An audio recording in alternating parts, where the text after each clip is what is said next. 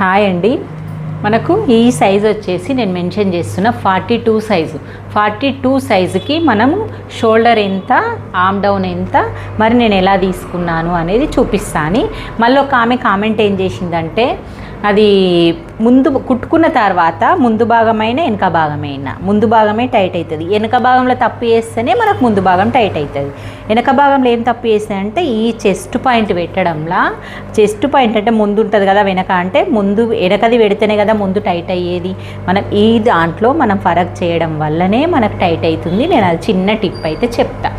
అయితే ఫస్ట్ ఏం చేద్దామంటే, వాళ్ళ కొలత బ్లౌజ్ తోటి మీరు కొలుసుకున్నారు సరే, ఇప్పుడు నేను 42 సైజ్ అని, చెస్ట్ సైజ్ తోటే మనకు 42 సైజ్ అని తెలుస్తుంది. ఆ 42 సైజ్ అంటే నార్మల్గా కింద ఎంత ఉంది, పైన ఎంత ఉంది, నేను క్లియర్గా చూపిస్తాను చూడండి. ఇదిగోండి, మనం మొత్తం టోటల్గా కొలుసుకుందాము ఒక్కసారి. ఇక టోటల్గా కొలిస్తే ఇది 36 వచ్చింది. ఇప్పుడు ఈ 36ను 4 భాగాలు చేస్తే ఎంత అవుతుంది? 9 అవుతుంది.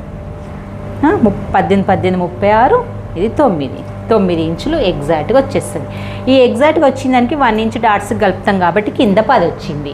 కింద 10 వచ్చినప్పుడు అంటే ఇక్కడ చూడండి, వెస్ట్ వచ్చేసి 36. ఇప్పుడు చెస్ట్ ఎంత వస్తుంది? దీనికి 4 యాడ్ చేస్తాం, లేకపోతే 6 యాడ్ చేస్తాం. ఎగ్జాక్ట్ ఎక్కువ మట్టుకైతే 4 యాడ్ చేస్తారు. +4 ఎంత అవుతుంది? 6 యాడ్ చేస్తే, 4 యాడ్ చేస్తేనేమో 40 అవుతుంది, 6 యాడ్ చేస్తేనేమో 42 అవుతుంది. ఈ సైజును, లావును, సన్నంను బట్టి మన చెస్ట్ను బట్టి యాడ్ చేసుకోవడం ఉంటుంది. దానికి యాడ్ చేసుకునే ముందు మనము వీళ్ళది కూడా ముందు భాగం ఒకసారి చెక్ చేసుకోవాలి. మనకు 40 సైజ్ వస్తుందా, 42 సైజ్ వస్తుందా తెలుస్తుంది అన్నట్టు. మనకు 10.5 వచ్చింది అనుకోండి, మనము అప్పుడు 6 యాడ్ చేసుకున్నట్టే తెలుస్తుంది అన్నట్టు, అంటే 42 సైజ్ అన్నట్టు. ఈ 6 యాడ్ చేసుకోవడం వల్ల మనకి బ్లౌజ్ అనేది కరెక్ట్ వస్తుంది.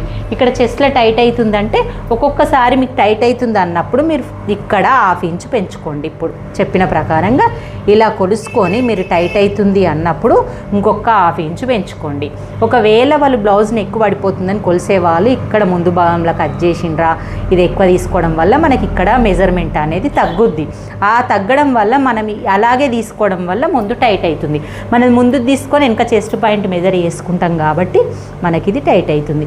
కొంచెం 1/2 ఇంచ్ ఎక్కువ పెట్టుకున్న ప్రాబ్లం ఏం కాదు. అలా పెట్టుకోవడం వల్ల మనకు ఇది చెస్ట్ పాయింట్ అనేది ముందు భాగం టైట్ రాదు.